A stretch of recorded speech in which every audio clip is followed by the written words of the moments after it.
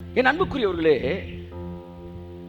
ஆவியானவர் நீங்க ரட்சிக்கப்பட்ட பிறகு உங்களுக்குள்ள வரல. ஆவியானவர் வந்தனால தான் நீங்க ரட்சிக்கப்பட்டீங்க. ஸோ அப்போ அதுக்கு முன்னாடி இருக்கிற ஆவியானவருடைய அசைவாடுதலுக்கும் அதற்கு பின்பாக இருக்கிற அசைவாடுதலுக்கு வித்தியாசம் என்னன்னா, நீங்கள் ரட்சிக்கப்படுவதற்கு முன்பாக ஆவியானவர் உங்கள் மேல் அசைவாடி கொண்டிருந்தார். உங்க மேல பூமியானது ஒழுங்கின்மை வெறுமையா இருந்தப்ப மேல அப்படி அசைவாடினானா, அப்படியே அடை காத்து கொண்டிருந்தார். மூலமொழி சொல்லுது, அப்படியே அடகாத்துக்கிட்டே இருப்பார். அவர் வெறுமை, இருள், ஒழுங்கின்மை எல்லா இடத்துலையுமே அசைவாடிக்கிட்டு இருந்தாராம். அவர் மட்டும் அசைவாடலைன்னு வச்சுக்கோங்க, தப்பா எடுத்துக்கிறாங்க. ஆதியாம் 1 பிதா பேசின எதுவுமே அங்கே என்ன செஞ்சிருக்காது, நடந்திருக்கிறாரு. அவர் மாட்டினது அழகான பல்பு தான், ஆனால் சப்ளை இல்லைன்னா பல்பு வாங்கியிருக்கோன்ற மாதிரி வார்த்தை எப்போ தெரியுமா வேலை பார்க்கும்? ஆவியானவர் உங்களுக்குள் கிரியை செய்யும் போது தான். ரட்சிக்கப்படுவதற்கு முன்பாக ஆவியானவர் மேலே அசைவாடுகிறார். ரட்சிக்கப்பட்டு அபிஷேகம் பெற்ற பிறகு ஆவியானவர் உள்ளே வந்து உங்களை இயக்குகிறார். இயேசுக்கு பிறக்கும் போதே பரிசுத்த ஆவியினால் தான் பிறந்தாரு. ஆனா 30 வயசுல அபிஷேகம் பண்ணப்பட்டார். ஏற்கனவே அபிஷேகத்தான அவர் பிறந்தாரு. அப்ப இருந்த பரிசுத்த ஆவியினர் வேலைக்கும் யோர்தான் நதி கரையில் இருந்த பரிசுத்த ஆவியினர் வேலைக்கு என்னன்னா, அதுக்கு முன்னாடி அவர் பரிசுத்த ஆவி வந்து பைபிள் கபிரியல் சொல்றான், பரிசுத்த ஆவியானவர் உன்மேல், எல்லாம் சொல்லுங்க, உன்மேல் நிழலிடுவார். கை தட்டுவது அவருக்கு. அபிஷேகம் பெற்ற பிறகு பைபிள் சொல்லுது, பரிசுத்த ஆவியானவர் அவரை உள்ளுக்குள்ளிருந்து ஏவ துவங்கினார். கை தட்டுவது, ஆமென், ஏவினார். கையை தட்டே. அப்போஸ்தலர் பைபிள் கிடையாது. பைபிள் இருந்தாலும் வாசிக்க தெரியாது, அது வேற விஷயம். அதனாலதான் வாசிக்க தெரியாதவனுக்கு எதுக்கு பைபிள் அப்படி யோசிச்சுட்டாரு. ஆனா அவங்க ஒரு பிரசங்கம் பண்ணாங்கன்னா 3000 பேர் 5000 பேர் ஓடி வந்து, ஐயா நாங்கள் ரட்சிக்கப்படுவதற்கு நாங்கள் என்ன செய்ய வேண்டும், நாங்கள் என்ன செய்ய வேண்டும். அவன் வார்த்தை அப்ப பைபிளே கிடையாது. அப்ப எதை பிரசங்கம் பண்ணியிருப்பாங்க? அப்ப அவர்களுடைய வாழ்க்கையிலே பிரசங்கத்திலே ஆவியானுடைய அசைவாடுதலுக்கு அங்கு வேலை கொடுக்கப்பட்டிருந்தது. அசைவாடுதல் அதிக முக்கியத்துவம் கொடுக்கப்பட்டது. ஒரு பெரிய பிரியாணி மாஸ்டர் வராரு, நான் கூட்டு வரேன், எனக்கு நல்ல பிரியாணி கிண்டுங்க. உலகத்தில் எவ்வளோ பெரிய பிரியாணி மாஸ்டர், அடுப்பை மட்டும் நீங்கள் பற்ற வைக்கக்கூடாது அப்படின்னா, இன்னைக்கு அப்படி பிரியாணி மாஸ்டர் தான் இருக்கிறாங்க.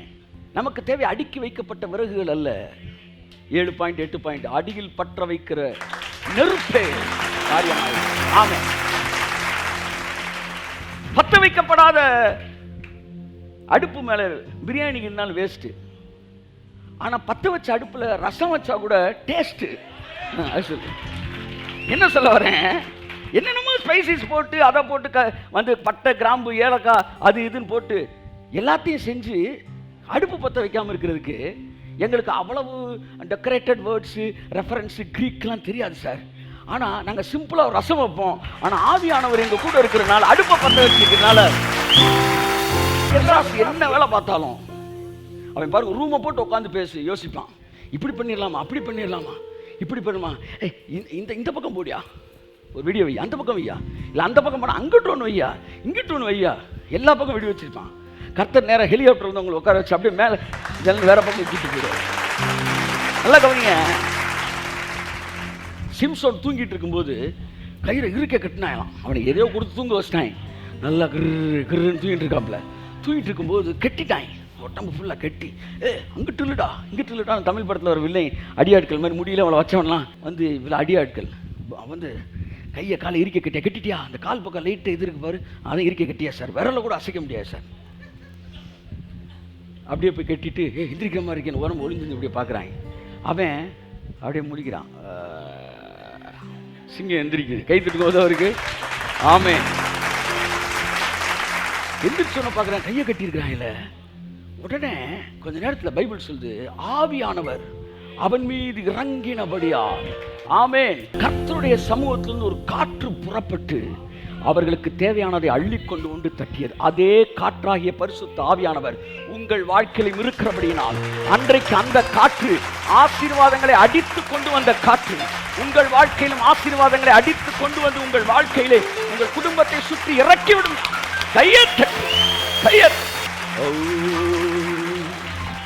பெரிய பண தேவை இருக்கலாம், உன்னை எல்லார் கையில் நன்கொடை ரசீது அடித்து கொடுத்து அப்படியே போய் காடையை பிறக்குங்கடா 400 பேர் இருக்கீங்க, 4க்கு ஒரு நன்கொடை, அது என்னது அந்த புக்கு, ஆமாம் டொனேஷன் புக்கை கொடுத்து போய் ஆலயத்தை கட்டுறதுக்கு வாங்கிட்டு வாங்க. நம்மளை வந்து தேவன் அப்படி சொல்லலை, போய் காடையை பொறுக்குங்கலாம் சொல்ல. நீ பாட்டுக்கு உட்கார்ந்த இடத்துல இருந்து ஆட்கொண்டு எங்களை ஆனலாக்கும்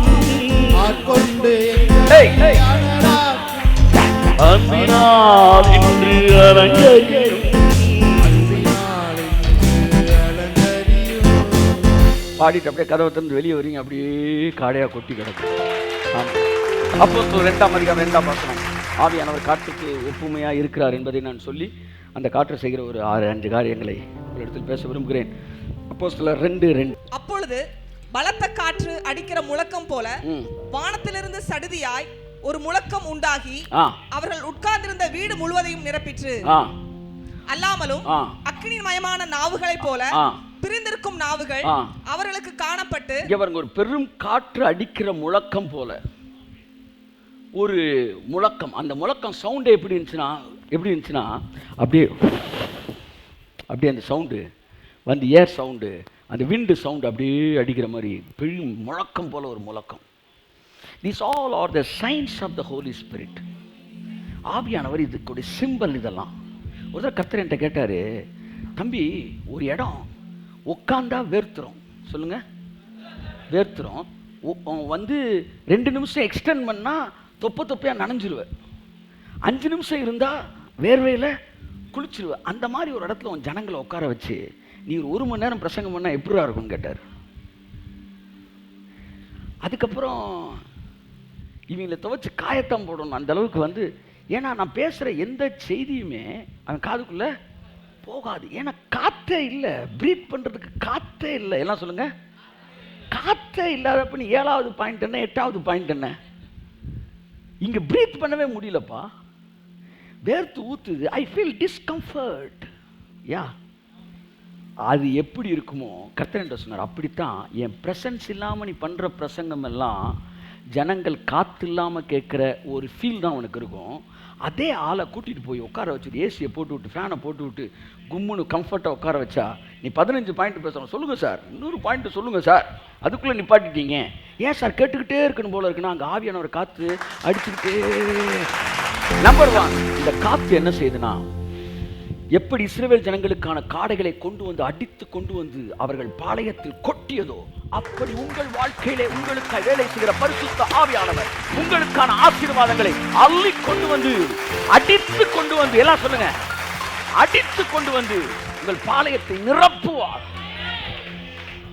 சரி, எத்தனை பேர் உங்க வாழ்க்கை இப்படி நீங்க கேட்டுக்கிட்டு ஆசீர்வாதம் நீங்க இருக்கிற இடத்துக்கு வரணும்னு நினைக்கிறீங்க? நீங்க செய்ய வேண்டிய என்ன தெரியுமா, வந்து எங்கெங்கயோ ஓடுறதுல உபவாச ஜெபம் அது இதுன்னு போயிட்டு அப்படி ஆண்டவரே எப்படியாச்சும் ஆசீர்வதிச்சு அங்கே எப்படியாச்சும் என்னடா நீ கையில் காசு இல்லாத நேரத்தில் வந்திருக்கேப்பா அப்படின்ற மாதிரி வந்து கிடையாது. நீங்கள் செய்ய வேண்டிய வேலையெல்லாம் வந்து உட்காந்து ஆட்கொண்டு எங்களை ஆவியானவர் அப்படியே எதிர்பார்ப்பார்.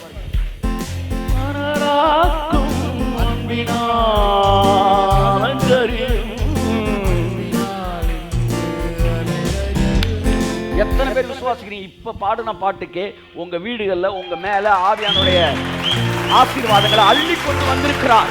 அன்றைக்கு இது நடக்கும் என்றால் இன்றைக்கு இது நடக்கும்.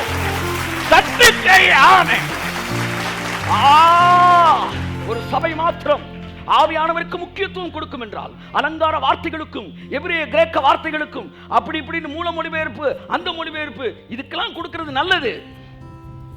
இதெல்லாம் விட ஆவியானவருடைய அசைவாடுதலுக்கு Kaiyathattu, அசைவாடுதலுக்கு, to the moving of the Holy Spirit, to the move of the Holy Spirit, அதற்கு ஒரு சபை இடம் கொடுக்கும் என்றால் கூடிய விரைவிலே வெகு சீக்கிரத்திலே அந்த சபை காடைகளை அடித்துக் கொண்டு வந்து ஆவியானவர் ஆத்துமாக்களை அடித்துக் கொண்டு வந்து கொட்டுவார்.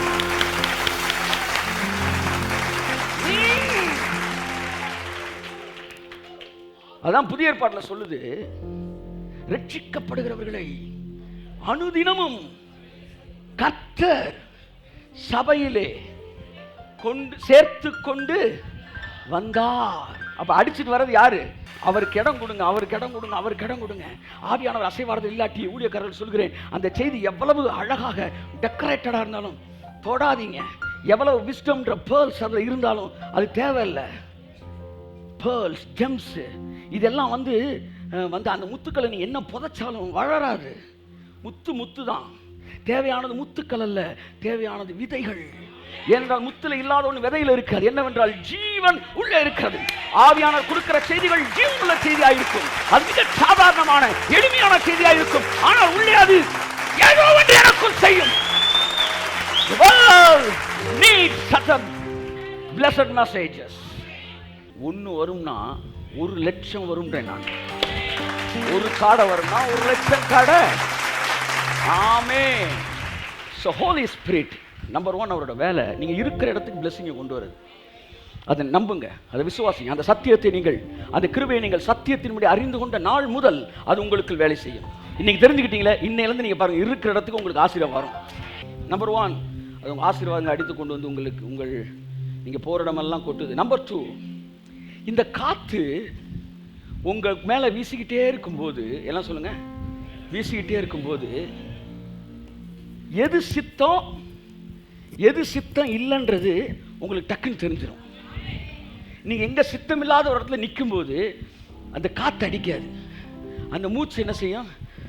ஒரு மாதிரி டிஸ்கம்ஃபர்ட்டாக இருக்குல்ல, காற்றே இல்லைல்ல, அப்போ ஏதோ சித்தம் இல்லாத இடத்துக்கு வந்திருக்கிறோம். இந்த ஹோலி ஸ்பிரிட், த சிம்பிள் விண்டு, இது என்ன செய்யும்னா உங்களை வந்து அந்த கம்ஃபர்ட் டிஸ்கம்ஃபர்ட் அப்படின்ற ஃபீலை அதை ரெண்டையும் காட்டி கொடுக்குறதுக்கு தான் இந்த காற்று. சரியா? ஃபேன் ஆஃப் பண்ணிட்டு கொஞ்ச நேரம் அப்படியே உட்காருங்க. ஃபேன்னா என்னன்னு அப்புறம் தெரியும், காற்றுனா என்னன்னு தெரியும். அப்படியே டிஸ்கம்ஃபர்ட்டாக ஃபீல் பண்ணுறீங்களே, இப்போ ஃபேனை போட்டவொன்னே கம்ஃபர்ட்டாக ஃபீல் பண்ணுறீங்க. அப்போ ஆவியானவரோடு நடந்து பழகினவனுக்கு அவர் இல்லாட்டி ஒரு மாதிரி டிஸ்கம்ஃபர்ட்டாக இருக்கும்.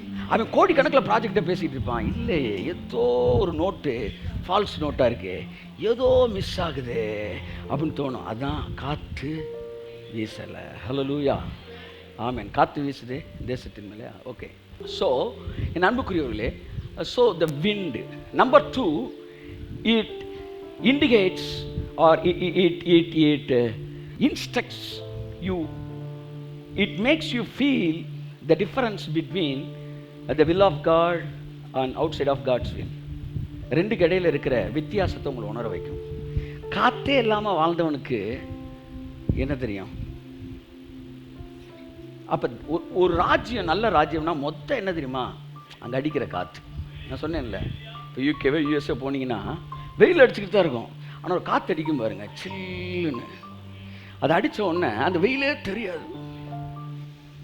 அந்த ராஜ்யத்துக்கு போகணுன்னே ஒரு ஆசை வருதுன்னா அப்படியே அந்த ராஜ்யத்தில் அந்த காற்று இருக்கும். அப்படி தான் தேவனுடைய ராஜ்யத்தில் நீங்கள் இருக்கும்போது அந்த காற்று, பரிசுத்த ஆவியானவர்ங்கிற காற்று, தேசத்தின் மேலே ஆவியானவர் வந்து விட்டாரே. சொல்லுங்க, காற்று வீசுதே, தேசத்தின் மேலே ஆவியானவர் வந்து விட்டாரே. எல்லோரும் பாடுங்கள், போடுங்கள்,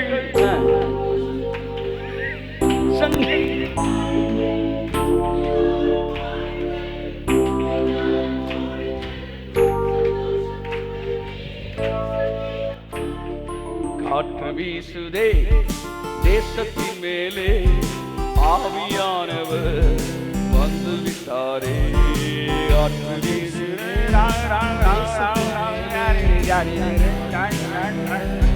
வந்து விட்டாரே. ஒன்று உங்களுக்கு சித்தத்தை உணர வைக்கிறது.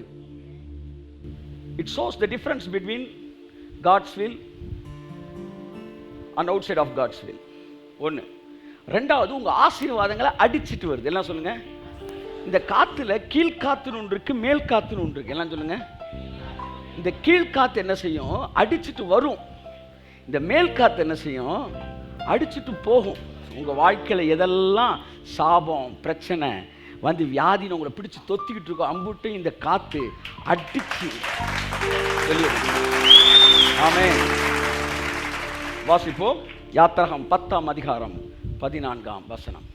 பரிசுத்த ஆவியானவர் என்கிற காற்று உங்கள் வாழ்க்கையின் ஆசீர்வாதங்களை பட்சித்து போடுகிற வெட்டுக்கிளிகளை அடித்து அந்த சாபங்களை உங்கள் வாழ்க்கையின் எல்களை விட்டு துரத்தி போட்டுவிடும். ஆமென். Thank you Lord. வாசிப்போம். வெட்டுக்கிளிகள் எகிப்து தேசம் எங்கும் பரம்பி எகிப்தின் எல்லையில் எங்கும் மிகவும் ஏராளமாய் இறங்கிற்று. அப்படிப்பட்ட வெட்டுக்கிளிகள் அதற்கு முன் இருந்ததும் இல்லை, அதற்கு பின் இருப்பதும் இல்லை. நெகட்டிவ் விஷயங்கள். அங்க வந்தது காடை. எல்லாம் சொல்லுங்க, காடையை கொண்டு வருது இந்த காத்து.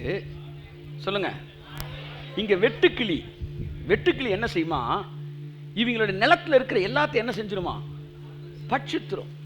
டிஸ்கவரியில் போய் பார்த்தீங்கன்னா ஒரு 500 ஏக்கர் 1000 ஏக்கர் அப்படியே வந்து வயல்வெளியில் அந்த விளைச்சலை அப்படியே வெட்டுக்கிளி ஜஞ்சர ஜஞ்சர ஜஞ்சன் பறந்து வரும். பறந்து வரும்போது சில நேரம் மேகம் மாதிரி இருக்குமா, அவ்வளோ கூட்டமாக வருமா. வந்துச்சுன்னா அந்த நிழலே வந்து சூரியனே மறைக்கிற மாதிரி நிழல் வருமா. வந்து அப்படியே வந்து 500 ஏக்கர் உட்காருமா. சக் உட்காந்தோடனே அவ்வளோதான், ஜான் எந்திரிச்சு போயிடும். பார்த்தா 500 ஏக்கர் காலியாக கிடக்கும். It is a curse. கஷ்டப்பட்டு நீ சம்பாதிச்சதை ஒரு செகண்டில் ஒரு வியாதி, ஒரு மருத்துவம், ஒரு கேஸு சொல்லி ஒரு செகண்ட் 10 லட்ச ரூபா 20 லட்ச ரூபாய் வருஷம் ஃபுல்லாக சம்பாதிச்சிருப்பார். ஒரு வியாதி ஒரு செகண்டில் தொடச்சிட்டு போயிருப்பார். இது ஒரு சாபக்கேடு. ஒரு நஷ்டம் தொடச்சிட்டு போகுது. இது ஒரு சாபக்கேடு. இந்த சாபக்கேடு நம்முடைய எல்லைக்குள் இருக்க கூடாது. இன்று முதல் இருக்க முடியாது. கை தட்டுங்க. இந்த வெட்டுக்கிளிகள் எகிப்து தேசத்தை பட்சிக்கும்படி கடந்து வந்தது. இப்ப பார்வோன் மனந்திருந்துட்டான். மனந்திருந்த மாதிரி ஆக்டிங் கொடுத்துட்டான். என்ன பண்ணிட்டான்? கடினமான இருதயம் அவனுக்கு. அடிக்கடி மனந்திருந்து அப்படி மாறிட்டே இருப்பான். என்ன செஞ்சுட்டான்? தெரியாம செஞ்சுட்டேன் சார் அப்படின்னு உடனே திரும்ப இந்த வெட்டுக்கிளி எப்படி வெளியே கொண்டு போறது? சார் ப்ராப்ளத்தை சொன்னீங்க, சொல்யூஷன் சொல்லாமல் போயிட்டீங்க, திரும்ப எப்படி வெளியே போகிறது? அதை பற்றி நீ ஏன்டா கவலைப்படுற? நீ ஒவ்வொரு வெட்டுக்கிளியாக பிடிச்சி வெளியே போட வேண்டிய அவசியமே இல்லை. ஸோ இந்த காற்று என்ன செஞ்சு ஃபுல்லாக அப்படியே வந்து அரிச்சிருச்சு. ஏரியா ஃபுல்லாக வந்து இந்த வெட்டுக்கிளி அரிச்ச உடனே என்ன நடந்துச்சு? வாசிங்க. அடுத்து அவைகள் பூமியின் முகம் முழுதையும் மூடிற்று. பூமியவே மூடிடுச்சான். தேசம் அவைகளால் அந்தகாரப்பட்டது. தேசமே அந்தகாரப்பட்டது. கல்மலைக்கு தப்பி இருந்த நிலத்தின் பயிர் வகைகள் யாவையும் மரங்களின் கனிகள் யாவையும் அவைகள் பட்சித்து போட்டது. அடுத்து எகிப்து தேசம் எங்கும் உள்ள மரங்களிலும் ஒரு பச்சிலையும் மீதியாய் இருக்கவில்லை. ஒண்ணு கூட விடாம அரிச்சிருச்சு. உங்களுடைய வருமானத்தை 2 மடங்காக்குகிறேன் சொல்லி உங்களுக்கு விடுவாங்க. பேங்க்ல 14 லட்ச ரூபாய் போடுறோம் இதெல்லாம் சொல்லுவாங்க. ரூபா இருக்காப்பா 2 மடங்காக்குகிறேன் அப்படின்னு சொல்லிட்டு அது எப்படி போட்டிருக்கேன் வாட்ஸ்அப்பில். ஒருத்தர் சொல்கிறார் ஜி, ஏதோ ஒரு ஜி சொல்கிறப்பில் இப்படி கொண்டு வந்து அப்படி கிரீம் சொல்லிட்டு டக்குன்னு அதை 2 பிளேட்டை வச்சுட்டு இதோ 2 மடங்கு ஆகிட்டேன் அப்படின்னு. ஒரு பச்சிலையுமே விட்டு வைக்காமல் கம்ப்ளீட்டாக காலி பண்ணிடுச்சு. இது ஒரு கர்ஸ். நம்ம கஷ்டப்பட்டு சேர்த்ததெல்லாம் பிசாசு கை வைக்கும் போது சாபமாய் மாறுகிறது. அப்போ என்ன நடக்குது? இந்த சாபம் எகிப்து தேசத்தில் வந்தப்ப மோசே தேவனை நோக்கி வேண்டிக் கொண்ட போது என்னதான் வந்துச்சு? வாசிங்க. அப்பொழுது பார்வோன் மோசேயையும் ஆரோனையும் தீவிரமாய் அழைப்பித்து, உங்கள் தேவனாகிய கர்த்தருக்கும் உங்களுக்கும் விரோதமாக பாவம் செய்தேன். இந்த ஒரு முறை மாத்திரம் நீ என் பாவத்தை மன்னிக்க வேண்டும். உங்கள் தேவனாகிய கர்த்தர் 19 பேர். அப்பொழுது கர்த்தர் மகா பலத்த மேல்காற்று கையத்தட்டு முதலில் அடித்தது கீழ்காற்று தானே, இப்பொழுது அடிப்பது தானே. இந்த காற்று என்ன செய்யும்னா உங்க சைட்ல இருந்து அடிக்கும். நீங்க பாட்டு உட்காந்துருந்தா போதும், விடாம பிடிச்சிட்டு இருக்கும். பார்த்தீங்களா அந்த காற்றுலாம், அந்த வட்டுக்கிளி இதெல்லாம் போக மாட்டேங்க. அம்புட்டை அடிச்சு அந்த காற்று மேல் காற்று என்ன செஞ்சான்? அது வெட்டுக்கிளிகளை அடித்து கொண்டு போய் செங்கடலிலே போட்டது. கை தட்டுங்க. கரெக்டா செங்கடல்லாம் போகுது. ஏன்னா அதுதான் ரெட் சீ. இயேசுவின் ரத்தத்துக்கு அது சிம்பிள். ஆமா, கிரைஸ்டுக்கான சிம்பிள்ஸ் வேற, ஹோலி ஸ்பிரிட்டுக்கான சிம்பிள்ஸ் வேற. இது கிரைஸ்டுக்கான சிம்பிள். இதுக்குள்ள தான் ஞானஸ்தானம் போடுறான், இயேசுவின் ரத்தத்துக்குள்ள கழுவ போடுறாங்க. கரெக்டா கொண்டு போய் எங்க போடுது? கையை தட்டுங்க சார். செங்கடல்ல போடுது. இயேசுவின் ரத்தத்தினாலே என் பிள்ளையோட வாழ்க்கையில் இருக்கிற எல்லா சாபமும் இன்றோடு தீர்ந்து போனது என்று ஆவியானவர் அப்படியே அள்ளிட்டு போறார். கையை தட்டுங்க. ஆமென். உங்களுக்கு எதிரான சாபங்கள் எல்லாம் நீங்க இப்ப ஆவியானவருக்கு இடம் கொடுத்தீங்கன்னா, இப்போ உங்க சரீரத்தை தொத்திக்கிட்டு இருக்குல்ல இந்த சர்க்கரை வியாதி, இதெல்லாம் அடிச்சு தூக்கிட்டு போயிடும். கை தட்டுங்க. ஆவியானவருக்கு எவன் இடம் கொடுக்கிறானோ, தன்னுடைய வாழ்க்கையில தன்னுடைய ஊழியத்தை இடம் கொடுக்கிறானோ, அவனுடைய ஊழியம் மற்ற ஊழியங்களைப் போல் இருக்காது. இதோ உன்னை போரடிக்கிறதற்கு புதிதும் கூர்மையும் உள்ள பற்களுள்ள எந்திரமாக்குவேன், நீ மலைகளை மிதித்து நொறுக்கி குன்றுகளை பதற்கோப்பாக்கி விடுவாய் என்கிற வார்த்தையின் அர்த்தம் என்னவென்றால், யாரெல்லாம் ஆவியானவருக்கு அதிக முக்கியத்துவம் கொடுக்குறாங்களோ அவங்களுடைய ஊழியம் வந்து மற்ற ஊழியங்களை விட, யாரோட குடும்பம் எல்லாம் ஆவியானவருக்கு முக்கியத்துவம் கொடுக்குதோ, யாரெல்லாம் ஆவியானவருக்கு முக்கியத்துவம் கொடுக்குறாங்க அவங்க புதிதும் கூர்மையுமான பற்களுள்ள எந்திரமா. இது எப்படி சார் நீங்கள் அந்த வசனத்தை இதோட இணைக்கலாம் அப்படின்னா எனக்கே தெரியல. ஆனால் வாஸ்தப்படுறது தான் தெரிஞ்சு, ஆவியானவரோட மூவிங்க்கு இடம் கொடுக்கிறவன் தான் புது ஆயுதம், கூர்மையான ஆயுதம். மற்றவன் எல்லாம் என்ன ஆயுதம்? மழுங்கலான ஆயுதம். அதாவது உரிச்ச வாழைப்பழத்தை 9 வெட்டு வெட்டுற ஒரு கத்தியை வச்சுக்கிட்டு நீங்கள் எப்படி மரத்தை வெட்ட முடியும்? ஆனால் ஷார்ப்பான ஆயுதமாக இருந்தால் அவன் வந்து 9 நாள் ஃபாஸ்டிங்கில் வெட்டுறத நீ ஒரே நாள் அடிச்சு தவிடு போடுவான். வாசிங்க ஏசாயா 41:15 வாசிட்டு வாசிங்களேன். இதோ போரடிக்கிறதற்கு நான் உன்னை புதிதும் கூர்மையான பற்களுள்ள இயந்திரமாக்குகிறேன். சீக்கிரம் நீ மலைகளை மிதித்து நொறுக்கி குன்றுகளை பதருக்கு ஒப்பாக்கி விடுவாய். ஆமென். இங்க பாருங்க, யார் அந்த புதிதும் கூர்மையான ஆயுதம்? அடுத்த வசனம் சொல்லுது, நீ அவைகளை தூற்றுவாய். தூற்றுவாய்னா என்ன? அவன் விளங்காம பெற வெட்டி அந்த தூற்றுவாய் இல்லை. ஆமா, அப்படி தூற்றுவாய். நீ அப்படி தூக்கி தூக்கி விடுவ அப்படின்னு என்ன ஆகும்? இந்த இதை தூற்றுவாய் இல்லை, சொலவை தூட்டுறது. அப்படியே தூட்டும்போது அந்த காற்று என்ன செய்யும்? அந்த கையை தட்டுங்க சார். ஆமென். பதரை எல்லாம் அந்த காற்று அடிச்சுட்டு போகும். நீ அவைகளை தூற்றுவாய். அப்பொழுது காற்று அவைகளை கொண்டு போய் சுழல் காற்று அவைகளை பறக்கடிக்கும். கையை தட்டுங்க. ஆமென். வாசிமா, நீயோ கர்த்தருக்குள்ளே களி கூர்ந்து, நீ சண்டெல்லாம் போட்டுக்கிட்டு இருக்க மாட்ட. நீ வந்து கர்த்தருக்குள் களி கூர்ந்து இஸ்ரவேலின் பரிசுத்தருக்குள்ளே மேன்மை பாராட்டிக் கொண்டே இருப்பாய். சுழல் காற்று கடந்து வந்து உன் வாழ்க்கையில் இருக்கிற எல்லா பதரையும் எல்லா வியாதியையும் அடித்துக் கொண்டு போகும். ஆமென். காற்று என்ன செய்து? சுழல் காற்று என்ன? சுழல் காற்று போனா என்னங்க செய்யும் சொல்லுங்க? குப்பையை ஃபுல்லா அடிச்சுட்டு போகும். அந்த ஏரியாவில் இருக்க குப்பெல்லாம். அப்போ நீயோ தேவனாய் கர்த்தருக்குள்ளே மேன்மை பாராட்டிக்கிட்டே இருப்ப. நீ வந்து எனக்காக எதை மேன்மை பாராட்டுவ?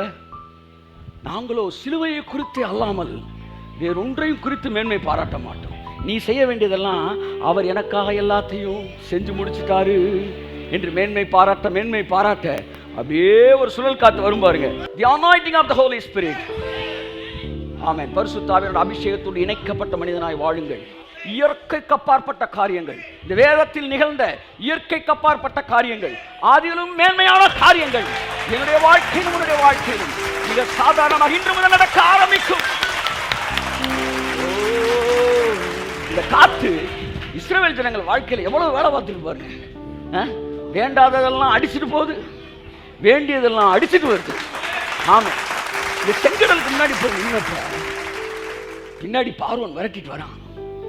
முன்னாடி செங்கடல், பின்னாடி பார்வோன். அப்ப இந்த ஜனங்கள் என்ன செய்கிறார்கள்? நல்லா இருக்கு அந்த சீன், வாசிங்க. யாத்ராகமம் 14ஆம் அதிகாரம் 8 வாசிங்க. கர்த்தர் எகிப்தின் ராஜாவாகிய பார்வோனின் இருதயத்தை கடினப்படுத்தினார். அவன் இஸ்ரவேல் புத்திரரை பின்தொடர்ந்தான். இஸ்ரவேல் புத்திரர் பலத்த கையுடன் புறப்பட்டு போனார்கள். பாத்தீங்களா? இஸ்ரவேல் புத்திரர் நல்ல ஆசீர்வாதத்தோட பார்வோனை கடினப்படுத்தினார். எல்லாம் சொல்லுங்க. தேவன் ஏன் பார்வோன் இருதயத்தை கடினப்படுத்தினார்? பின்பு எதற்காக ஒரு குற்றம் கண்டுபிடிக்கிறார்? கடினப்படுத்துறனா, டே மாப்பிள்ள விடாவிடாமையில விரட்டுறா அப்படி சொல்லல. அவரு வேற ஒன்ன நன்மையா செஞ்சாரு, அது அவனை கடினப்படுத்திடுச்சு. அப்ப என்ன செய்யறாரு? வந்து அவன் வந்து இருதய கடினமாகி விரட்டுறான் இவங்களை கொல்றதுக்கு. அப்ப வாசிக்க 10ஆம் வசனம். பார்வோன் சமீபித்து வருகிற போது இஸ்ரவேல் புத்திரர் தங்கள் கண்களை ஏறெடுத்து பார்த்து எகிப்தியர் தங்களுக்கு பின்னே வருகிறதை கண்டு மிகவும் பயந்தார்கள். வாசிங்க. அப்பொழுது இஸ்ரவேல் புத்திரர் கர்த்தரை நோக்கி கூப்பிட்டார்கள். அன்றியும் அவர்கள் முக்கியமான வார்த்தை கர்த்தரை நோக்கி கூப்பிட்டார்கள். எல்லாம் சொல்லுங்க. அன்றியும் சொல்லுங்க. அதான் மேட்ரு. ஜெபத்தை பண்ணிட்டான், கர்த்தரை நோக்கி கூப்பிட்டார்கள், அன்றியும் மோசையை நோக்கி முறுமுறுத்தார்கள்.